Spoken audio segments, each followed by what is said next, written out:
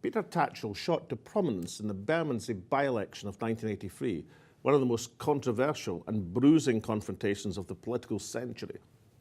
But this is not where his story ended. He has pursued for half a century a worldwide campaign for LGBT and other human rights, and that's been greatly to his personal cost. Peter Tatchell joins me now. Peter, welcome to the Salmond Show. Good to join you. Give me an idea of the sort of attacks you've had over that long period you've been campaigning for human rights. Well, over the last 50 years, I've been violently assaulted over 300 times. 300? 300 times. I've had more than 50 violent attacks upon my flat, including 3 arson attempts and a bullet through the front door. It's been very, very, very tough. And the people targeting me are homophobes, far-right extremists, supporters of various tyrannical regimes around the world who I've challenged. But I'm not defeated by it. And in a way, I take the attacks as a backhanded compliment. Obviously, I'm doing something right. I'm riling those who are abusing human rights, and this is their reaction. So, you know, I take it with a pinch of salt. Now, you've taken your campaign to many countries, but you've also taken it to Russia many times. Tell me your experience when you took your campaign for LGBT rights to Russia. Well, I've been several times, but in 2007 I went there at the invitation of Russian LGBT and human rights activists to support the right to hold a gay pride parade in Moscow. Now, under Russia's law and constitution, the right to peaceful protest is guaranteed. So these people weren't asking for anything special or illegal, but the protest was banned, and I went with the Russian delegation to try and deliver a letter to the Moscow city mayor, and we were then violently attacked by the riot police and by neo-Nazis who I believe were acting in coordination with the police. I was almost beaten unconscious. The police stood all around watching me while I was being beaten by ultra-nationalists and neo-Nazis. And then when I was about to lose consciousness, they stepped in and arrested me while my assailants were allowed to walk free.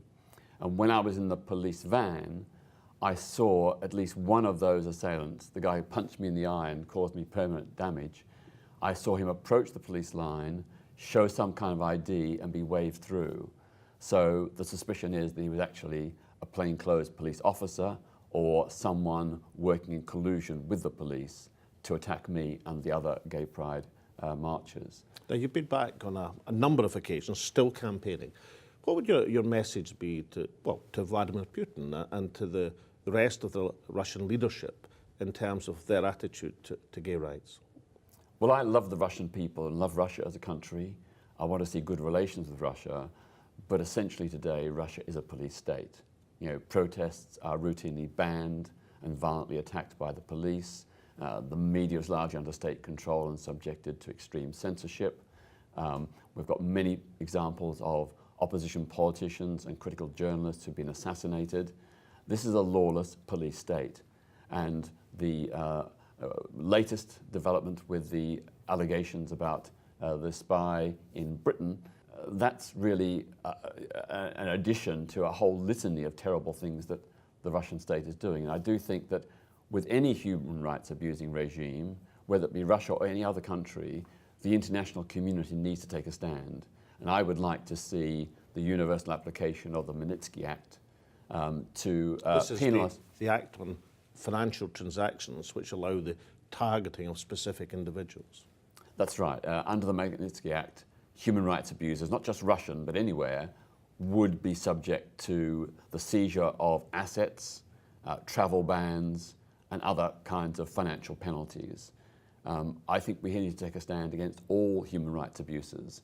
And I'm not saying that Britain and the United States have a blemish-free record, but what Russia has done to its own people and what it's done in Chechnya, Georgia, Ukraine, and Syria are clearly violations of international human rights law, and we need to take a stand.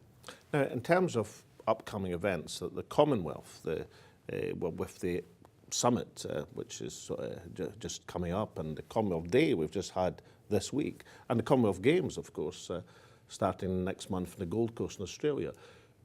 How do you see your campaign as with the Commonwealth group of countries? Well, there are 53 member states in the Commonwealth, and 37 of them have a total prohibition on homosexuality.